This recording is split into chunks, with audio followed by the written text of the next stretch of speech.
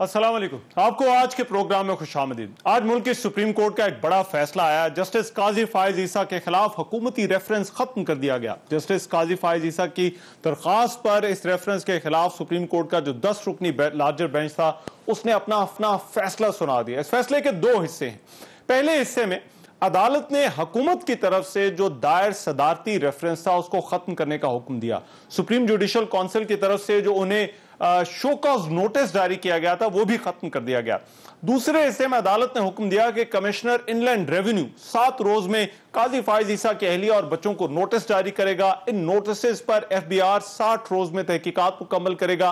Notice के इजरा के 75 दिन में इन पर ऑर्डर जारी होगा और इस ऑर्डर के साथ chairman FBI supreme judicial council को रिपोर्ट जमा करवाएंगे, जिसके बाद सुप्रीम जुडिशल आर्टिकल 209 के तहत इस पर अज खुद कार्रवाई के लिए गौर करेगी।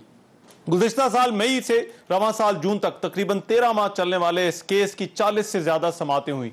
जस्टिस काजी फायज ईसा के खिलाफ रेफरेंस का मामला मई 2019 में शुरू ये लगा था कि उन्होंने बरतानिया में अपनी जायदादों को छुपाया।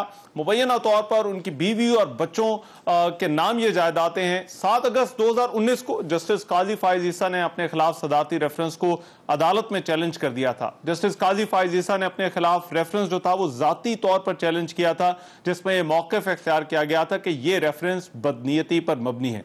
इस दरख्वास्त पर सुप्रीम कोर्ट ने आज फैसला सुना।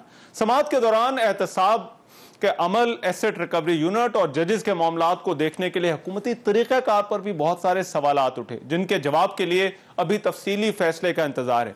अब से कुछ देर पहले हुकूमती रहनुमाओं ने इस फैसले पर रद्दअमल देते हुए कहा कि यह बड़ा अहसन फैसला है और जो FBR को मामला देने की जो बात थी वो हुकूमत पहले खुद भी पेशकश ऐसी कर चुकी थी। हुकूमत इस फैसले से मुतमईन है। ये एक बड़ा अहसन फैसला है। हम शुरू दिन से इस बात का यकीन रखते हैं कि जजेस के मामलात सिर्फ सुप्रीम जुडिशल काउंसिल को देखने चाहिए। इंतजामिया का, एग्जेक्टिव का उस मामले से कोई ताल्लुक नहीं है। आपका ताल्लुक सिर्फ उस हद तक है कि आपने इतला पहुंचा दी जो आइन के मुरवज्जा तरीके हैं उसके मुताबिक।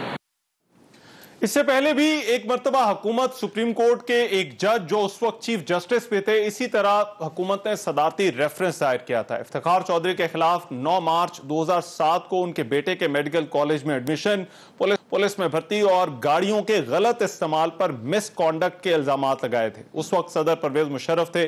मुल्क भर के वकला और बाज ने इस रेफरेंस की मुखालफत की थी और वकला तहरीक का आगाज हो गया था, जिसने तरफ हुकूमत की चूल्हे हिलाकर रख दी थी। 20 जुलाई 2007 को 13 रुकनी जो बेंच था उसने सदारती एक्शन को कलअदम करार देते हुए चीफ जस्टिस को दोबारा जिम्मेदारियां संभालने का हुक्म दिया था। इसके बाद 3 नवंबर को परवेज मुशर्रफ ने मुल्क में इमरजेंसी लगा दी थी और 9 नवंबर 2007 को सदर परवेज मुशर्रफ ने chief justice of Pakistan Iftikhar Chaudhry समेत 60 जजेस को माजूल कर दिया था।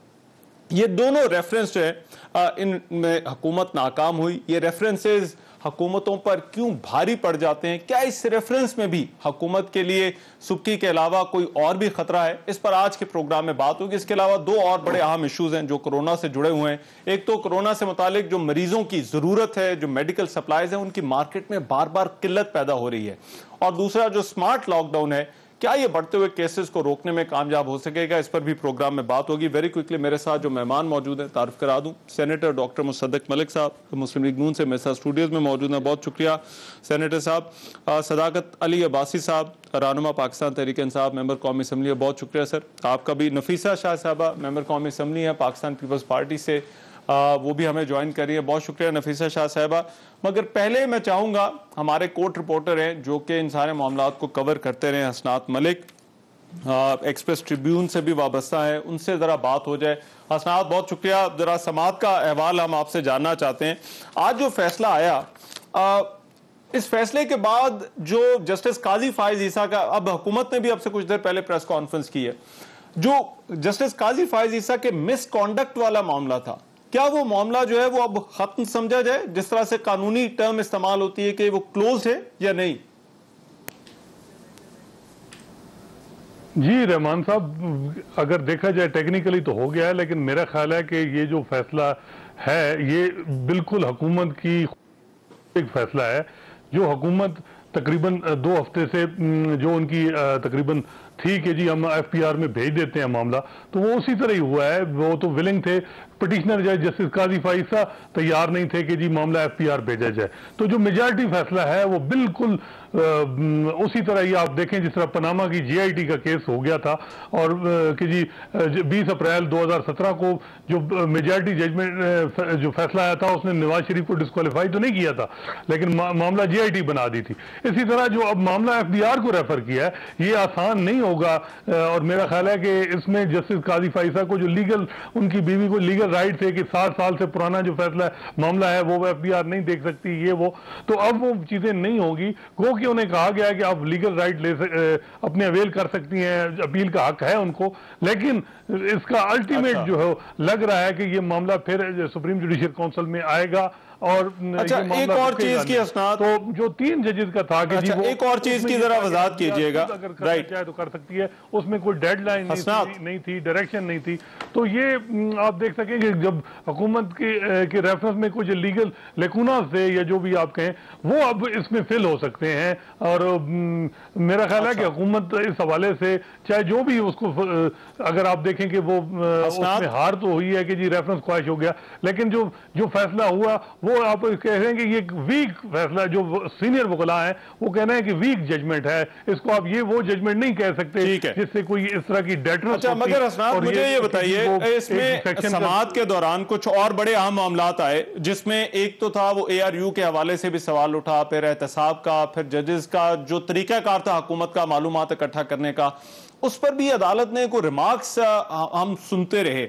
अब तफसीली फैसले में आपको लगता है कि अगर जो आज जस्टिस काजी फाइज़ के लॉयर्स ने जिस तरह से बात की कि उन्हीं को बुनियाद बनाकर जो है वो सदारती रेफरेंस क्वैश किया गया या उसको खत्म किया गया, तफसीली फैसले में एड्रेस होंगे ये वाले मामलात और हुकूमत के लिए कोई मुश्किल आ सकती है? जी बिल्कुल, क्योंकि इसमें बड़ी एक हैरानगी है कि ये जो फैसला है इसमें कोई ग्राउंड रीजन नहीं कि किस ग्राउंड पे बदनीति है या क्या है। रेफरेंस ख्वाहिश हो गया, लेकिन कोई रीजन जो एक आध क्लू होता है वो भी नहीं है। तो अगर आप डिटेल जजमेंट में आ भी जाएं तो वो अखलाकी तौर पे ही होगा उनका कोई उसका नतीजा, लेकिन उसमें आप यही कहें कि जी उसकी वजह से कोई बहुत बड़ा मतलब लीगली कोई उस पर कोई इम्पैक्ट होगा किसी गवर्नमेंट फंक्शनरी पे, तो वो मेरा ख्याल है वो मुमकिन नहीं है, क्योंकि वो शार्ट ऑर्डर जो हो चुका है उसी में है। अब तो सिर्फ उसकी रीजन आनी है कि क्या क्या रीजन है। उससे ज्यादा से ज्यादा मेरा यही हो सकता है कि अखलाकी तौर पे सवालात उठ सकते हैं, लेकिन आप कहें कि लीगली कोई उन्होंने ARU को इलीगल डिक्लेयर किया या किसी गवर्नमेंट फंक्शनरी के हवाले से कोई ऑर्डर पास किया, तो वो नहीं किया। तो ये आप देखें तो इस हवाले से गवर्नमेंट को दूसरी ये जो है वो कामयाबी हुई कि जो हो रहा था कि बार बार कोई जजेस कह रहे थे कि इसके कॉन्सिक्वेंस होंगे, क्योंकि कॉन्सिक्वेंस के बारे में ना मिनॉरिटी व्यू जो जजेस 3 जजेस हैं उन्होंने कहा है, ना मेजॉरिटी व्यू जो जजेस 7 जजेस हैं उन्होंने कहा है। तो कॉन्सिक्वेंस तो लग रहा है कि कोई लीगल कॉन्सिक्वेंस नहीं है इसके जो रेफरेंस ख्वाहिश हुआ है। सही। मैं डॉक्टर साहब हुकूमत ने आपकी पार्टी की तरफ से अभी जो स्टेटमेंट आई है वो तो बड़ी सख्त है। उसमें कहा गया है कि इस्तीफा दें वज़ीर-ए-आज़म इमरान खान और सदर आरिफ अलवी। बहुत बड़ी गलती कर दी कोई हुकूमत ने सदारती रेफरेंस, वो कहते हैं आईनी हक हमने अपना इस्तेमाल किया, ये कार था, हम भी मुतमईन। मेरा ख्याल है 2-3 चीज़ें हैं। एक तो ये कि गवर्नमेंट रेफरेंस क्वाश होने का मतलब क्या है। गवर्नमेंट रेफरेंस क्वाश होने का मतलब ये है कि गवर्नमेंट का रेफरेंस जो था वो प्रेजुडिशियल था। तो आज अदालत ने क्वाश करके कहा वही बात जो मुकदमा बार बार सामने लाया जा रहा था कि ये हुकूमत ने जो भी बनाया है वह बदनीयती की बुनियाद पर बनाया है। तो वो आज अगर ऐसा ना होता, हुकूमत की बदनीयती ना होती, तो वो रेफरेंस जो है उसको अपहोल्ड किया जाता। एक तो ये नुक्ता है। दूसरा, जैसे अभी आपके ये हसनात मलिक साहब बता रहे थे, शॉर्ट ऑर्डर में तो ऐसी चीज़ विजिबली नज़र नहीं आई, मगर उन्होंने ये ज़रूर उस शॉर्ट ऑर्डर में लिखा कि जो जस्टिस फाइज़ ईसा ने फाइल की, उनकी फाइलिंग है जो वो अप्रूव हो गई और अब उस इस्तदा के अंदर ये चीज़ें हैं, मौजूद हैं। अगर वो एक्सेप्ट हो गई है तो उसके ऊपर फर्दर एक्शन डिटेल्ड जजमेंट में क्या आता है, वो जब तक डिटेल्ड जजमेंट सामने नहीं आएगी उस वक्त तक ये नहीं पता चलेगा कि मिर्ज़ा शहजाद अकबर साहब जो हैं उनके मुतल्लिक उन्होंने क्या पोजीशन ली है, या वज़ीर कानून का जिनका वो जिक्र करते रहे अदालत की कार्रवाई के दरमियान में भी उनके ऊपर क्या वो एस्पिरेशंस कर रहे हैं।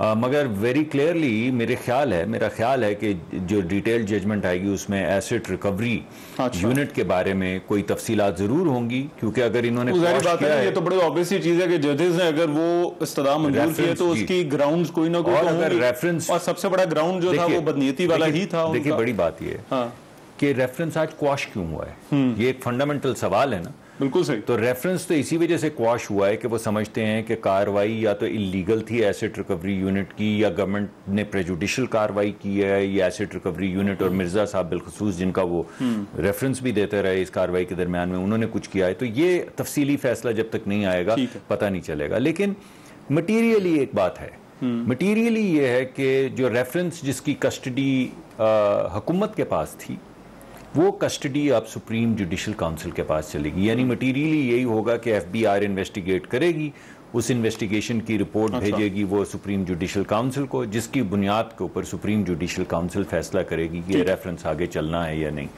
तो हुकूमत भी रेफरेंस चलाना चाहती थी। आपके सादा अल्फाज में गेम हुकूमत के हाथ से निकल गई है। जी हुकूमत के हाथ से निकल गई है। अच्छा। लेकिन मैं कह रहा हूं कि जो बज़ाहिर दिख रहा था, मसलन मैं जरा बता दूं थोड़ी सी बात में, देखिए जो बज़ाहिर नजर आ रहा था हुकूमत को, तो जो भी यानी क्वाश होने का मतलब क्या है वो तमाम रेफरेंसेस देख लें। तो जो हमारी पार्टी कह रही है वो कह तो रही है कि इखलाकी तौर पे तो आपको इतनी बड़ी डिफीट हुई है जिसमें तमाम जस्टिसेस मुस्तकिल कहते रहे कि आप प्रेजुडिशियल हैं, और फिर आज उन्होंने आपका मुकदमा क्वाश कर दिया। लेकिन दूसरी तरफ जो अहम चीज़ है वो ये है कि कल तक हमें ऐसा लग रहा था, वो जो टीवी पे टिकर्स, मैं तो अदालत में मौजूद नहीं था और मैं फैसले के हवाले से बात कर रहा हूँ, कोई एस्पिरेशन किसी जज पे नहीं है। बज़ाहिर ऐसा लग रहा था कि हुकूमत जो कोर्ट है वो बेगम साहिबा ने जो दी अपनी वहाँ पे स्टेटमेंट, उसके बाद लग रहा था कि प्रीटी सेटिस्फाइड हैं कि आपने मनी ट्रेल भी दे दी है, आपने ये भी बता दिया है कि सोर्सेज क्या हैं वगैरह वगैरह। तो ख्याल ये नहीं था कि FBI की, मेरा ये ख्याल था कि FBI की कार्रवाई तो होगी, कि भाई अगर FBI का एक केस है जिसकी इन्वेस्टिगेशन नहीं हुई वो तो होगी। मगर मुझे कुछ ये समझ नहीं आया कि उस कार्रवाई की 60 दिन के बाद रिपोर्ट जो है वो सुप्रीम जुडिशल काउंसिल के पास आएगी। वो काहे को आएगी? क्योंकि अगर वो इंडिपेंडेंट हैं, क्या उन्होंने यही बयान दिया कि मैं खुद इंडिपेंडेंट हूँ, मैं डिपेंडेंट नहीं हूँ, ये मेरे पास पैसे हैं, मैंने इस जरिए से भेजे हैं, तो फिर फर्दर दोबारा सुप्रीम, मेरा ख्याल है इसके लिए थोड़ा तफसीली फैसला आएगा शायद, उसके अंदर जो है वो कोई ना कोई रीजनिंग हो। हमारे लिए बड़ा सेंसिटिव इशू है, मुझे जो बात, ये एक तरह से एक पेंडिंग भी इशू है। एक बड़ी बात मैं समझता हूँ जो जजेस ने बड़ी बात की है, जो फाइज ईसा साहब ने भी आके की, वो ये है कि उन्होंने कहा कि कोई भी मावराए कानून नहीं है, हम अपने आप को खुद पेश करते हैं। वो खुद अपनी बेगम साहबा को भी, फाइज ईसा साहब ने भी कहा कि आप आके स्टेटमेंट दें, वो खुद भी आए, और बाकी भी जजेस ने बारहा ये कहा कि हम एज सिटीजन्स जिनको अकाउंटेबल करना है, we are first in line. तो ये अच्छी बात है, बड़ी अच्छी तहरीक। बात साहब, इसके पॉलिटिकल फॉलोआउट्स पे तो बात हो सकती है। अब एक पॉलिटिकल फॉलोआउट भी इसका है, जो सवालात उठ रहे हैं जो है वो मुस्लिम लीग नून की तरफ से, पीपल्स पार्टी की तरफ से, हुकूमत को गलती तो नहीं करती? बहुत शुक्रिया रहमान साहब। सबसे पहली बात है कि एक इखलाकी बात है, आइन और कानून तो चलो बाद में, कि क्या कोई भी पाकिस्तान में कानून उससे सवाल पूछ सकता है और वो कानून के सामने जवाबदेह है कि नहीं है? ये तो आज मौजूद जजेस ने कह दिया कि जवाबदेह हैं। और हमारी अपोजिशन जब मियाँ साहब के खिलाफ फैसले आए थे तो ये कहते थे कि जी प्राइम मिनिस्टर तो चला जाता है और शायद बाकी लोगों का, ब्यूरोक्रेट्स का या जजेस का या जज जर्नलों का एहतसाब नहीं होता। तो इखलाकी तौर पे तो सबका एहतसाब होना चाहिए, हो सकता है। और जैसे गवर्नमेंट ने पहले ही कह दिया था कि इस केस को अगर आप FBI की तरफ रेफर कर दें तो वो हुकूमत की अपील मानी भी गई। अब रही बात ये कि इसमें कोई मेलाफाइडी, कोई साजिशी थ्योरी निकल सकती है। अगर तो हुकूमत किसी जज साहब के खिलाफ किसी ऐसे इदारे की तरफ जाती जो एग्जीक्यूटिव के अंदर होता, फिर तो आप उसमें कोई थ्योरी निकाल सकते हैं। लेकिन जजेस का मामला, मुअज़्ज़ज़ जजेस का मामला जुडिशरी की तरफ रेफर करना, उसी इदारे की तरफ करना, तो मेरा ख्याल है इसमें ये चीजें खुद ही दम तोड़ जाती हैं। और अल्टीमेटली हमारी गवर्नमेंट का ये पूरा तरह मानना है कि जो जुडिशरी का फैसला होगा, हमें कोई आए बाएं शाएं राइट लेफ्ट नहीं होगा, हमें कोई तरीके नहीं चलाएगा। हम जजेस के फैसले को मनो अन तस्लीम भी करेंगे, दिल से तस्लीम भी करेंगे। लेकिन बहरहाल एक सवाल है कि क्या सारे लोगों को अपने एसेट्स का, अपनी आमदनी का जवाब देना चाहिए? अगर कहीं कानून सही तरह से इंप्लीमेंट नहीं हुआ वो जजेस फैसला करते हैं। हुकूमत तो कह रही है कि हम बड़े मुतमईन हैं इस सारे फैसले से, क्योंकि हुकूमत ने प्रोसीडिंग में एक दफा डिमांड भी कर दी थी कि इस सारे मैटर को FBI की तरफ रेफर कर दिया जाए और एहलिया जो जज साहब की एहलिया है वो अपना नहीं तो फिर ये क्वाश क्यों हुआ? इस जजमेंट के हवाले से अगर हुकूमत ठीक थी तो हसनात तो वो ये कह रहे हैं कि अभी जो है क्वाशमेंट के ग्राउंड जो हैं वो क्योंकि शॉर्ट ऑर्डर के अंदर नहीं आए। देखिए ऐसा नहीं, देखिए ना बात ये है कि इसके अंदर बड़ी साफ तौर पे कहा गया वो बात जो मुख्तलिफ सियासी जमातें भी करती रही हैं। एसेट रिकवरी यूनिट के हवाले से ये पूछा गया कि ये तहकीक भाई कैसे की गई, ये जो सारी जज साहब के मुतालिक तहकीक उनकी अहलिया के मुतालिक की गई, ये किस कानून के तहत की गई, ये किसके हुक्म से की गई, ये सवालात उठे हैं जिसके जवाब में आज उनका आपका रेफरेंस क्वाश कर दिया। ये मैं एक चीज मैं जरा रिपोर्टर से जरा पूछना चाहता हूं, जब भी कोई प्रोसेस होता है उसमें बड़े इम्कानात होते हैं कि किसी जगह पे जो आपकी एजेंसीज हैं वो जो भी हम भी इसमें सवाल आगे निकल जाएं। इसमें एक सवाल अदलिया की क्रेडिबिलिटी का है, मोअज़्ज़िज़ जज साहिबान का है, क्योंकि हाईएस्ट कोर्ट ऑफ पाकिस्तान है, सुप्रीम कोर्ट है, और जो प्रोफाइल है जजेस की ज़ाहिर बात है उसके ऊपर तो it should be beyond doubt ना। जब हम नैब के मुतालिक, ये बात ठीक है आपकी, मगर जब हम नैब पे उंगलियां उठाते तो यही कहते हैं ना जो अदालत ने सवालात पूछे। जब ये एसेट रिकवरी यूनिट के हवाले से जब हम ये सवाल, जब मैं बार-बार आके कई प्रोग्राम्स में कह चुका हूं कि ये बिल्कुल ठीक बात है, हर एक को अपने अपने जवाबात देने हैं, लेकिन वो तमाम वज़रा, वो तमाम MNAs जो ताकत में रहे हैं, जो PTI का भी हिस्सा हैं 1990s के बाद से, जिनकी सबकी TT स्टेट बैंक से लेके उसी तरह जिस तरह कुछ चीज़ा लोगों की किया और अच्छा किया आपने किया और वो जवाब भी देंगे, मगर अब आपके ऊपर ये फ़र्ज हो गया कि हर वो शख्स जिसने TT के जरिए, जिसकी गत्ते की फैक्ट्री है, माचिस की फैक्ट्री है, तंबाकू की फैक्ट्री है, जिसका PTI से ताल्लुक है, जो PTI का वजीर है, उन सबकी TTs अब पिछले 30 साल की ये हुकूमत का ब्रेक के बाद आपको पता है पिछली हुकूमत भी थी, उनके खिलाफ जब केसेस के फैसले आते थे तो आपको उनका रवैया, रिस्पांस, और आज की हुकूमत बिल्कुल हाथ बंधे खड़ी है। मगर हमारे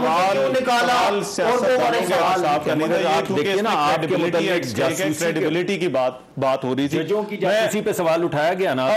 वेरी ब्रीफली मुझे कि किसके हुक्म से 30 सेकंड में ये एक्सप्लेन कर दें कि क्या अब इस मामले के साथ हुकूमत का जो ऑर्डर के बाद है, क्या हुकूमत का अब लेना देना या अमल दखल जो है वो अब कोई नहीं रहा इस मामले के साथ? क्योंकि जो डॉक्टर साहब बात कर रहे थे कि मामला सुप्रीम जुडिशियल काउंसिल और FBR के दरमियान चला गया।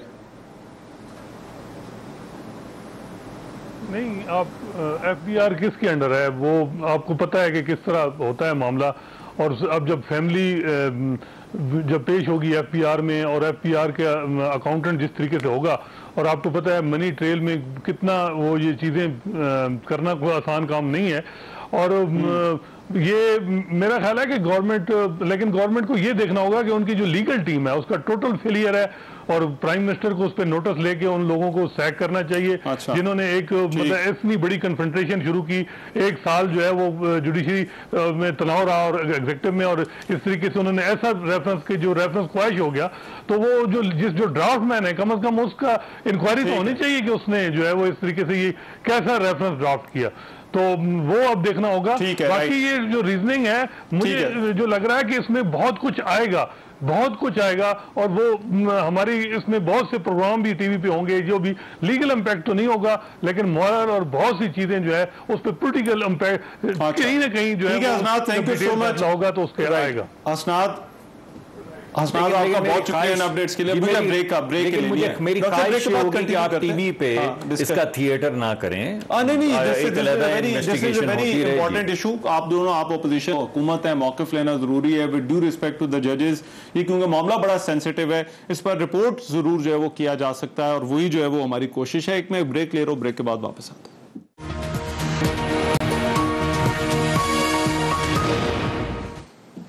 ब्रेक के बाद प्रोग्राम में एक मरतबा फिर से खुशामदीद। नफीसा शाह साहब आप हमारे साथ मौजूद हैं। मैं इससे पहले कि हम जरा डिस्कशन जो है वो दूसरे इशू की तरफ जाएं जो कोरोना के हवाले से हालात हैं, मगर नफीसा शाह साहब आप ब्रेक पर जाने से पहले हम बात कर रहे थे कि जस्टिस काजी फाइज ईसा के हवाले से जो आज सुप्रीम कोर्ट की जजमेंट आई है, ये बड़ा इंपॉर्टेंट इशू है। किस तरह से आप इसको देखती हैं और इसके जो पॉलिटिकल फॉल आउट है वो आपको क्या लग रहा है हुकूमत के लिए?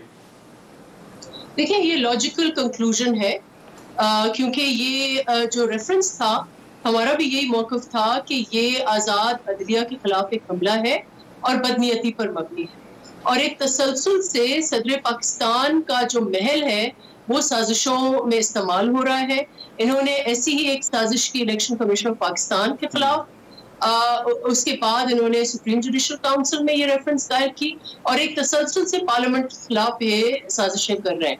अब इसके जो फनकार हैं, जिसमें मरकजी किरदार वजीर आजम का है और उसके साइड किक है शहजाद अकबर उनका है, और ऑफ कोर्स ये जो जंप मार मार के हमारे वजीर साहब कभी वजीर बन जाते हैं तो कभी किसी के वकील बन जाते हैं, वो है, और सदर पाकिस्तान है। आई थिंक इनके ऊपर बहुत ज्यादा सवालात हैं, और इनका जरूर इसके ऊपर एहतसाब होना चाहिए, क्योंकि इन्होंने वो साजिश की कि इदारों का आपस में टकराव हो तो खुदा न खास्ता जमहूरियत को भी मुतासर कर सकता है।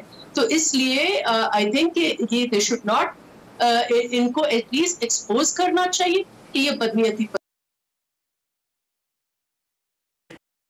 और ये एक जुडिशरी के लिए भी रिफ्लेक्शन है कि जुडिशरी माजी में उन्होंने प्राइम मिनिस्टर्स को डिसमिस किया है, इलेक्टेड गवर्नमेंट्स को डिसमिस किया है, और क्या ये इनके दायरेकार में बनता है कि इस किस्म के सियासी फैसले वो लें। तो आई थिंक हर इदारे के लिए ज़रूरी है कि वो अपने जो बाउंड्रीज है उससे तजावुज़ ना करें। अगर वो करेंगे तो आखिरकार उस इदारे के ऊपर भी वो बात आएगी, जैसे जुडिशरी में ये हुआ है। Judiciary, it was no business of judiciary, I think, कि इलेक्टेड प्राइम मिनिस्टर्स को आप इस तरीके से आप इदारों के हवाले करते हैं।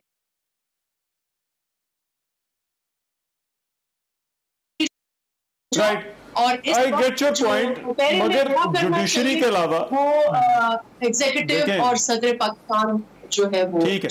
जुडिशरी के अलावा जो यहाँ पर इशू है वो गवर्नमेंट का भी है। मैं सदाकत अब्बासी साहब, ये आपकी जो देखिए एक ओवरऑल इशू भी है, और वो ये प्रॉब्लम ये आ रही है कि आप बहुत सारे ऐसे कानूनी मामला पर जिन पर अदालतों में गए वहाँ आपके लिए बड़ी मुश्किल आई है, चाहे वो, और बड़े हसास इशूज हैं। ये क्यों नहीं गवर्नमेंट फिक्स कर सकती? क्यों इसमें मैच्योरिटी जो है वो नजर नहीं आती जो एक गवर्नमेंट के अंदर जो है वो होनी चाहिए, हुकूमत के अंदर होनी चाहिए? देखिए नफीसा साहब ने दो बातें की हैं। एक तो उन्होंने कहा कि इदारों को अपने अपने डोमेन में काम करना चाहिए, साथ ही उन्होंने दूसरा जुमला बोल दिया कि सदर पाकिस्तान को और वजीर आजम को कटहरे में खड़ा करना चाहिए, और पिछले वजीर आजम को उन्होंने फारिग किया था वो गलत था, और अब या उनका इख्तियार था कि नहीं था, लेकिन इन वालों को फारिग कर देना चाहिए। तो वो आपको एक मतलब उनकी बात में बैलेंस नहीं किया है। जहां तक मैंने एक स्टेटमेंट दी है कि वो खुद रिजाइन करें। चले आप दूसरा हमारी सुने, दूसरा हमारी पीपल्स पार्टी और पीएमएल को, चूंकि इनका बयानिया ये है कि एहतसाब जो है ना हमारी लीडरशिप का हुआ है तो एहतसाब नहीं होना चाहिए, लिहाजा शहजाद अकबर साहब के बारे में ये जरा 2 स्टेप आगे जाके ना तो उनको छक्का मारने की कोशिश करते हैं, बिकॉज शहजाद अकबर साहब इनको रोज वो उनका काम इसी तरह का है कि वो एसेट रिकवरी यूनिट में बैठे हुए हैं, और कभी वो मियां शहबाज साहब की कुछ ले आते हैं, कभी वो ओमनी ग्रुप का कुछ ले आते हैं, तो इनकी थोड़ी सी मोहब्बत ज्यादा है उनके लिए। इनका कोशिश है कि इस सारे मामले में वो भी आ जाएं, और किसी तरह से शायद नैब का जो या जो अकाउंटेबिलिटी का पूरे मुल्क में एक माहौल बना हुआ है उस पर भी कोई डेंट आए। तो मैं समझता हूँ इस तरह की बात नहीं है। ये एक जरूर है कि इदारों का एक दूसरे के डोमेन में एक माजी में रहा है, और अच्छा है कि इस फैसले के बाद और एक और स्टेप हम आगे जाएं जमहूरियत में, और इदारों का अपना अपना डोमेन, अपना अपना एहतराम, और अगर किसी तरह से भी अदलिया की आज़ादी पे सवाल नहीं आना चाहिए, जजेस की जो इंडिपेंडेंट काम है उस पर कोई नहीं चाहता, लेकिन इसके साथ एक जुमला एक साथ के कोई भी इंडिविजुअल जज साहब उनका कंडक्ट भी, वो सवाल उनसे पूछा जाना चाहिए और वो जवाब दे। इसमें आप मैं थोड़ा सा साजिश लेके आना, ये मतलब बदकिस्मती की बात का टाइम था, उस वक्त भी आप मुश्किलात में आए थे, और उस वक्त सबसे बड़ा सवाल तो शहजाद अकबर के कॉन्टेक्स्ट पर होना चाहिए। वजीर आजम, उनका कोई कानूनी जवाब नहीं है रहमान, इनका कोई कानूनी जवाब, इनसे पूछे कि एसेट रिकवरी यूनिट क्या बला है, उसका कानूनी बेसिस क्या है, और अगर सुप्रीम कोर्ट में चैलेंज कर देना उसको, तैनात है और उसके ऊपर आप कोर्ट में चैलेंज कर दें, खत्म हो जाएगा। कोई ना कोई जरूर एसेट रिकवरी यूनिट। और दूसरा मैं कह रहा हूँ इनके ये क्यों फंस रहे हैं बार बार, जब भी अदालत में कोई मामला जाता है फंस जाते हैं। देखिए, एक तो भाई हमारे जो हैं उनकी हुकूमत नाअहल है। आई मीन अगर ये नाअहली सिर्फ हो मरकूज अदलिया पे, तो मैं मान लूं कि यहाँ पे गलती हो गई, जनाजा निकाल दिया मईशत का, वहां भी नाअहली है, वहां भी गलती हो गई। यानी आप कोई चीज़, आप आज़ादी सहाफ़त देख लें, भाई से गलती हो गई, आप मईशत देख लें, भाई से गलती हो गई, आप ये सुप्रीम कोर्ट के अंदर जिन्होंने नैब के रेफरेंसेस फाइल किए उनके जो जवाब अदालतों से निकल रहे हैं, भाई से गलती हो गई, रेफरेंस फाइल करना था, भाई से गलती हो गई। अब ये भाई जो हैं ये मुरक्कब हैं गलतियों का। अब इसमें हम क्या कर सकते हैं? भाई अगर जी मैं तो नाम नहीं ले रहा, आप की मोहब्बत है, आप तो नाम ले रहे हैं मोहब्बत से। नहीं, मैं तो हुकूमत को भाई कह रहा हूँ, मैं कह रहा हूँ क्या। लेकिन जो सवालात उठाए गए हैं ये शहजाद अकबर साहब के ऊपर, हमने तो नहीं उठाए ना, हम तो उठाते हैं और ये बरहक हैं ये कहने में कि हम सियासी तौर पर उठाते हैं, हम सियासी मुखालिफ हैं और हम विक्टिमाइज होते हैं, ये हमारा गुमान है कि हम विक्टिमाइज होते हैं, ये नैब हमें प्रेजुडिस करके पकड़ने की कोशिश करती है। तो ये इनकी बात ठीक है, भाई आप तो हरीफ हैं, अगर आप नहीं कहेंगे जिनका एहतसाब किया जा रहा है तो कौन कहेगा? अगरचे हम फिर NICL का जिक्र करते हैं तो ये खामोश भाई खामोश हो जाते हैं।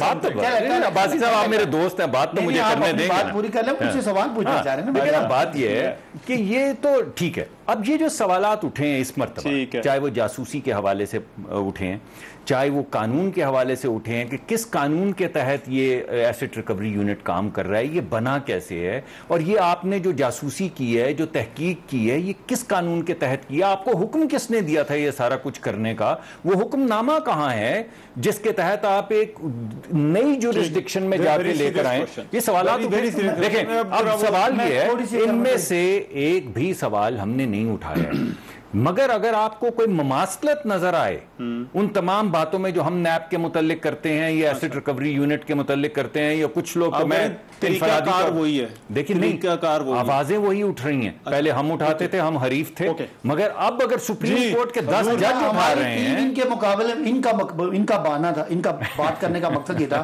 कि हमारी टीम बड़ी नाअहल है, जब जाती है बात है भाई, वो जो पीपल्स पार्टी वाले हैं उनका वजीर आजम गया अदालत में और वहां से वो फारिग होके आ गए, इनके वजीर आजम गए अदालत में, इनकी वजारती जो इनकी जो अहल टीम थी कानूनी, उनको सारी जिंदगी के लिए फारिग करा बैठी। इनके 5 बंदे सुन लेना, 5 बंदे इनके वो जिंदगी भर के लिए सियासी तौर पे वो क्या है, नियाल आजमी और वो सारे नायर है, और हम विक्टोरियस आ रहे हैं, हम नायर, ये पीपल्स पार्टी वालों का भी अच्छा, वो ठीक कह रहे हैं, वो कह रहे हैं क्या यूसुफ रजा गिलानी, राजा परवेज अशरफ साहब भी, राजा परवेज अशरफ साहब के, नवाज शरीफ साहब के, तलाल चौधरी के, दानियाल अजीज के, निहाल हाशमी के, ये अहल है, और हम सुखे सुखारे चीज से आ जाते हैं। नहीं, ये सही मैं आपको कहता हूँ ये सही कह रहे हैं। आप इनसे मईशत का पूछें, इनसे चीनी का, अच्छा यार ब्रेक के बाद आप ज्यादती करो ना, मैं ब्रेक ले रहा हूँ। अरे एक मिनट से ऐड के हम पैसे देकर जाए। अच्छा देखिए मेरी बात सुनिए, 1 मिनट का ऐड है यार। नफीसा और मैं, अब आप हुकूमत में नहीं है आप, हाँ नफीसा और मैं मिलकर भर देंगे। देखिए मेरी बात सुने, बात ये है, आपने पूछा कि आज चीनी क्यों बढ़ी, इन्होंने कहा 1985 से इन्वेस्टिगेट कर लें। इनसे पूछा आज मईशत क्यों उड़ी, इन्होंने कहा कि आपने, यानी 10 साल पहले नफीसा की हुकूमत, 5 साल पहले हमारी हुकूमत, उस वजह से आज मईशत डूब गई है, राइट। कर्जे हमने लिए 11 अरब के, इन्होंने भाई मेरे ने 20 महीने के अंदर 10 अरब के कर्जे ले लिए। आपके बहस बड़ी लंबी है, 11 अरब के कर्जे लंबी है, ब्रेक के बाद ही करनी पड़ेगी। लेकिन जो भी बात हो, बात पिछली हुकूमत की, आखिरी बात, अगर मेरा भाई वोट लेके आया होता तो कहता मैं जिम्मेदार हूं। चले पूछते हैं सदाकत भाई नफीसा शाह साहब से भी इस ब्रेक के बाद।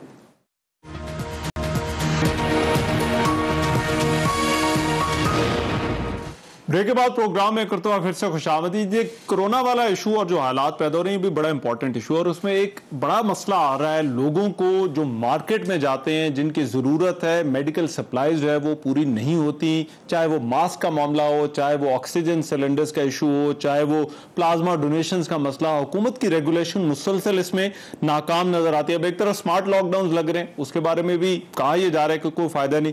नफीसा साहब, मैं आपसे इस डिस्कशन का आगाज करना चाहता हूं, क्यों ये हुकूमत कंट्रोल नहीं कर पा रही from the start of this pandemic, जब से मामला शुरू हुआ, चाहे वो मास्क हो या कोई दवाई हो, ये रेगुलेट क्यों नहीं हो रहा? क्या ये बहुत मुश्किल काम है? देखिए, पहले तो इनकी नीयत ठीक होनी चाहिए। पहले दिन से वजीर आजम हो या उनकी पूरी टीम हो, एक पूरी उन्होंने कैंपेन चलाई है अवाम को गुमराह करने के हवाले से। हम लोग ये आगे मुतालबा जरूर करेंगे, मैं अपनी पार्टी को रिकमेंड करूंगी कि इसके ऊपर एक कमीशन बनाई जाए और उसमें वजीर आजम साहब और उनके जितने भी लोग हैं इनके ऊपर एक इंक्वायरी होनी चाहिए कि इन्होंने अवाम को गुमराह किया और आज भी गलत डेटा दे रहे हैं। ये टेस्टिंग ये नहीं कर रहे पंजाब में या लाहौर में, इसलिए बहुत बुरे हालात हैं कि क्योंकि लोगों को हकीकत नहीं बताते। They not testing. सबसे ज्यादा इस वक्त पंजाब और केपी की पर मिलियन जो टेस्टिंग है उससे कंपेयर करें आप, सिंध की 2 सूबे बड़े जो इनके अंडर है उनकी टेस्टिंग को आप कंपेयर करें तो सिंध जो है उनसे ज्यादा होता है। तो ये इनके हाल है। They do not want to face the problem क्योंकि ये लोग नाअहल हैं। एंड इस वक्त मैं समझती हूँ कि ये दे शुड बी इम्प्लीकेटेड। इस वक्त अगर लोगों की अमवात हो रही है या बढ़ी हुई है, एवरीबडी हैज नोटिस्ड कि अगर एक रिकॉर्ड पर डेथ आती है तो 3 रिकॉर्ड से बाहर होती हैं। तो इनकी पूरी की पूरी पॉलिसी जो है वो बदनीयती पर मबनी है। They know they are ineffective. ये इनको बिल्कुल हालात पर कंट्रोल नहीं है और उससे ज्यादा ठीक है। बट मेरी प्रॉब्लम यहाँ पर पता क्या, मेरी प्रॉब्लम नफीसा शाह साहबा यहाँ पर ये और सदाकत अब्बासी साहब, ये सिंपल एडमिनिस्ट्रेटिव इशू है। इसका तो ताल्लुक लोगों से तो नहीं है जो आप कहते हैं कि लोग एसओपीज पर अमल नहीं करते। देखिए, तो रेगुलेशन का ये है कि आपने सवाल किया कि आपको सिंध में दवाइयों पे और इन चीजों पे कंट्रोल नहीं है और उन्होंने आपको सिंध का मसला नहीं, मैं उनका जवाब उनका देना, मैं बाकी का मैं देता हूँ।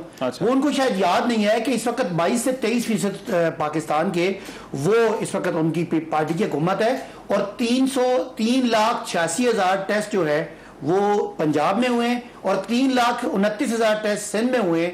सिंध में थोड़े टेस्ट हुए और उधर 62,000 का नहीं, वो उन्हें फिगर दिए 62,000 के उनके मरीज हैं और हमारे 3,90,000 में 62 हैं। अब अगली बात कि वजीर आला मुराद अली शाह साहब स्मार्ट लॉकडाउन के खिलाफ थे। आज वो स्मार्ट लॉकडाउन लगा के बैठे हैं। वो लॉकडाउन के हक में थे जो उनसे लगा नहीं।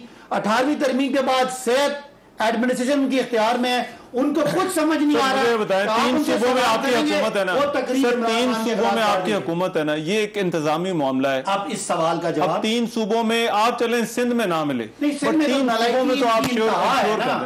आज उनको छोड़ दें। आप अपने तेजी से अगर कोविड फैल रहा है तो आप ये कह दें कि पंजाब के अंदर किसी को कोई दवाई का मसला नहीं है। नहीं, कंफ्यूजन ये है कि वज़ीर आला साहब समझते कि कंप्लीट लॉकडाउन हो। जी लॉकडाउन स्मार्ट है, स्मार्ट उनको समझ नहीं आता। आज सारे सिंध में स्मार्ट लॉकडाउन हो रहा है। सिंध में केस फर्टिलिटी रेट जो है आपकी पंजाब से भी कम है और आपके केपी से बहुत कम है। कैसे है? और मैं ब्रेक के बाद जरा आ रहा हूँ। मेरा ख्याल है लेट्स ये थोड़ा सा 3,87,000 अब्बासी साहब का डेटा है। अब्बासी साहब आपकी इजाजत हो, नफीसा शाह साहबा की इजाजत से मैं एक ब्रेक ले रहा हूँ।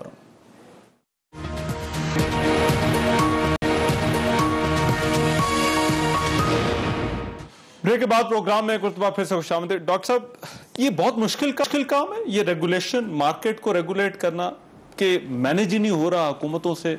देखें, अगर आप ये थोड़ा सा एनालिसिस करें इस गुफ्तगू का तो उससे आपको क्या पता चलता है। वो अब्बासी साहब कह रहे हैं कि सिंध फेल हो गया। सिंध में ऑब्वियसली नफीसा ने पॉइंट ऑफ व्यू लिया कि हुकूमत की कारकर्दगी कहीं ज़्यादा बुरी है, राइट। लेकिन जो असल बात है इस गुफ्तगू की वजह यह है कि हमारी स्ट्रैटेजी फेल हो रही है, जो ओवरऑल स्ट्रैटेजी। अगर हम कामयाब हो रहे होते तो हम क्रेडिट शेयर कर रहे होते, लेकिन क्योंकि कोरोना के हवाले से हमारी स्ट्रैटेजी नाकाम हुई है, इस वजह से हम कोशिश अब ये कर रहे हैं, अब हमारा मकसद ये है कि फैसला किया जाए कि किसकी गलती से जिम्मेदारी किस पे। देखें ये अच्छी बात नहीं। अभी जो थोड़ी देर पहले होगा हमारे लोग आपके लोग, यानी सिंध के लोग किसके लोग हैं, या पंजाब के लोग किसके लोग हैं, या खैबर पख्तूनख्वा, ये सारे हमारे लोग हैं। इस मुल्क में जब कोई बच्चा मरता है या कोई बुजुर्ग मरता है तो वो किसका लोग होता है। तो मैं समझता हूं कि ये गुफ्तगू जो हो ही इस वजह से रही है कि कोरोना पॉलिसी फेल हुई। ठीक है, मेरा ये जी आखिरी जो आपका स्पेसिफिक सवाल था, मैं पहले ये कह दूं कि हुकूमत की, वफाकी हुकूमत की पॉलिसी ठीक नहीं थी, सिंध की डायरेक्शन शुरू में बिल्कुल ठीक थी। मेरा ये ख्याल है। मैं दूसरी ये आम बात करूंगा कि आपको शायद हमारे मुल्क में कॉन्फ्लिक्ट ऑफ इंटरेस्ट का या ब्लैक मार्केटिंग का शायद कोई कॉन्सेप्ट नहीं है। जिस दिन आपने कहा हाइड्रोक्लोरोक्विन काम करती है, हालांकि उसका कोई क्लिनिकल एविडेंस नहीं था, उस दिन से हाइड्रोक्लोरोक्विन गायब हो गई। जिस दिन आपने कहा कि प्लाज्मा काम करता है, उस दिन सिलेंडर्स हैं तो लोगों ने 7-7 लाख का प्लाज्मा बेचना शुरू कर दिया। जिस दिन आपने IL-5 इंटेगनिस्ट का जिक्र किया कि वो जो इंजेक्शन में उसका नाम भूल, हाँ, उस दिन से, यानी आप मुझे बताएं, आप क्या ब्लैक मार्केट को ट्रिगर करते हैं इन अनाउंसमेंट? एक चीज जिसका क्लिनिकल, देखें, एक चीज जिसका क्लिनिकल ट्रायल में रिजल्ट नहीं आया, जब कोई वजीर आके ऐलान कर दे कि ये काम करता है तो उसने मार्केट से गायब किया। फाइनल कमेंट जरा बेस्ट को कंक्लूड कर दें। साहब है वो ब्रांड नेम्स लेते हैं, दिस इज टोटली क्रिमिनल। क्या आप एक ब्रांड को बैठ के ब्रांड नेम लेते हैं, ठीक कह रही हैं। What is this? आप देखें, मैंने IL-5 इंटेगनिस्ट का है आज। माफियाज मुख्तलिफ जगह पे हैं। मैं अगर वन लाइनर डाऊं, उसकी वजह है कि पाकिस्तान में जो कारोबारों को आपकी सियासी लोगों ने मेरी बात जाने नहीं देते कि पाकिस्तान में माजी करीब में कारोबारी लोगों ने जो हुकूमतें चलाई हैं, तो अभी कौन चला रहा है? इन माफिया अभी कौन चला रहा है? प्रमोट किया है। अभी कौन चला रहा है? माफियाज के हमारी जंग है भाई, अभी कौन चला रहा है? अभी मखदूम साहब को आपने प्रमोट करके, माफियाज कांपे, आपकी हुकूमत है, आपकी हुकूमत में तो माफिया उठाने की फैक्ट्रियां सरदारी साहब की और शरीफ साहब की थी। हमारे लीडर 50% चीनी इन्होंने एक्सपोर्ट की है। नफीसा शाह साहबा, डॉक्टर मुसादिक।